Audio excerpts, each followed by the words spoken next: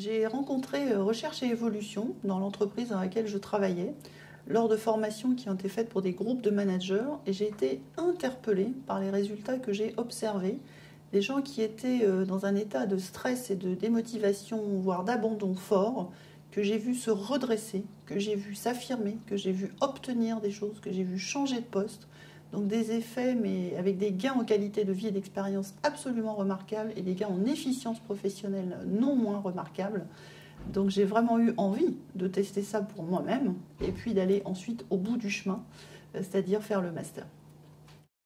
Sans aucun doute, le parcours sans le master aurait été sur une autre trajectoire, dans le sens où je pense que j'aurais beaucoup plus subi les choses et que je n'aurais pas été acteur et initiateur de nouvelles opportunités pour moi-même, pour mes équipes et pour l'entreprise.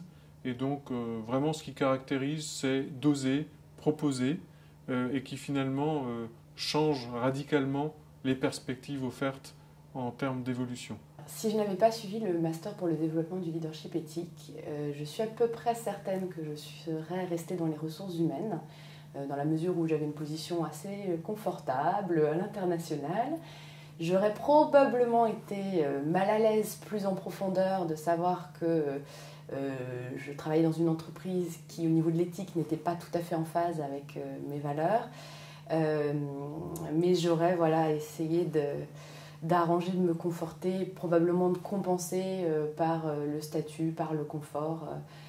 Mais en tout cas, je pense que ça n'aurait rien à voir avec à la fois l'épanouissement et la joie que je ressens aujourd'hui dans ce que je fais. Si je n'avais pas suivi le master, je crois que j'aurais eu un parcours à l'opposé. À l'opposé en ce sens que j'aurais vendu toujours plus de produits, peut-être 20 à 30 000 tonnes de produits laitiers au lieu de 8 000. Peut-être que j'aurais vendu dans 60 pays au lieu de 20, que j'aurais encadré 20 personnes au lieu de 10 ou 30. Bref, tout en plus dans la quantité, tout en plus dans le stress. J'aurais continué de poursuivre une carrière, j'aurais continué la recherche de satisfaction des attentes de mes supérieurs sans rechercher, sans trouver le sens. Donc j'aurais été, j'allais dire, en surface, quelqu'un qui réussit avec probablement une incohérence au fond par rapport aux aspirations profondes qui sont les miennes. Le manager d'aujourd'hui par rapport au manager d'hier est beaucoup plus heureux, beaucoup plus serein, beaucoup plus détendu. Et il a plus de sens dans sa vie. Avec humour, j'ai juste envie de dire, je suis une ancienne cadre parfaite qui répondait à toutes les exigences des boss qu'elle voyait très très haut et très impressionnant, à une entrepreneuse bien dans ses baskets et qui a vraiment envie, par son action, de contribuer à un mieux-être sur cette planète. J'ai pris conscience qu'on pouvait conduire des affaires, conduire des entreprises en créant une valeur énorme en termes humains, tout en étant performant économiquement. Et j'ai commencé à me dire que je pourrais développer cette approche, non pas seulement dans le secteur de la santé, du traitement, mais aussi de la prévention, et dans plein d'autres domaines. Et c'est comme ça qu'aujourd'hui, j'ai le projet d'apporter, en particulier dans les pays en développement, mais pas seulement, d'apporter cette approche et de développer des programmes de développement intégré qui placent l'homme au centre et qui utilisent les principes du leadership éthique, de la qualité globale à la dimension humaine, pour apporter le développement économique dont les personnes qui vivent dans ces pays ont tant besoin.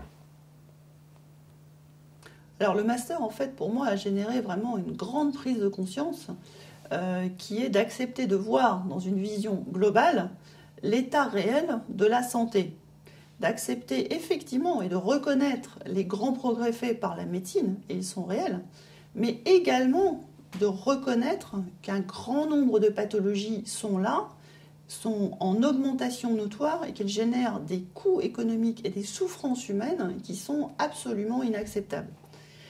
Et donc, vraiment de décider qu'il était urgent de repositionner le domaine de la santé vers la promotion de la santé, et je dirais même de la vitalité, et pour moi, de devenir un acteur et un leader éthique de ce repositionnement. Donc j'ai créé Living School en septembre 2007 et l'objectif de Living School, qui est vraiment une école de la vie, c'est de pouvoir contribuer au développement de citoyens du monde épanouis, responsables et qui ont envie d'apporter à leur tour une contribution de qualité à la société et au monde. Je crois aussi qu'un leader éthique, c'est une personne qui se fait confiance, c'est-à-dire qu'il va conduire son organisation pour qu'elle réponde aux besoins fondamentaux des êtres humains et en même temps se faire confiance en ce sens que l'entreprise va avoir les ressources pour être performante économiquement. Mais dans un deuxième temps seulement.